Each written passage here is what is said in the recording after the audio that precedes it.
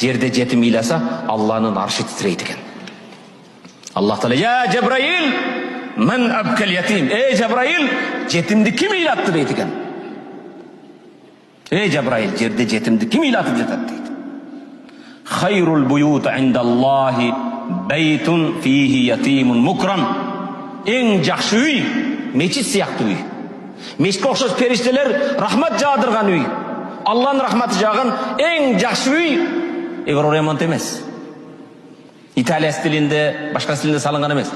Хайрул буют, үйлөрдүн эң жакшысы ятимун фи бейтун фихи ятимун мукрам. Кайсы үйдө бир жетим сый урмат көрсө дейт. Жетимдин курсагы тойсо, жетимдин үстү бүтүн болсо, жетимдин билими болсо, кайсы үйдө жетим сый урмат көрсө, жетимдин кадыр баркы болгон үй мечиттен айырмасы жок дейт. Ошондуктан пайгамбар ана ва кафил ятим кахатейн. Жетимди кепилдик алган адам мени менен бейиште ушундай дейт. Экөө кандай жакын? Урматтуу мусулман бир тууган, жетимди кепилдик алуу деген сөз айына 10 000 сом котор деген сөз маселе эмес.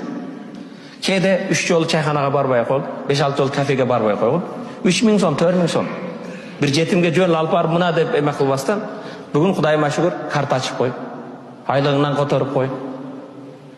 Ош жетимдер байкуш илим алсын, мектебин бүтсүн, башкасын бүтсүн. Билет элек, аттиңай аны кылбайт элек дейт.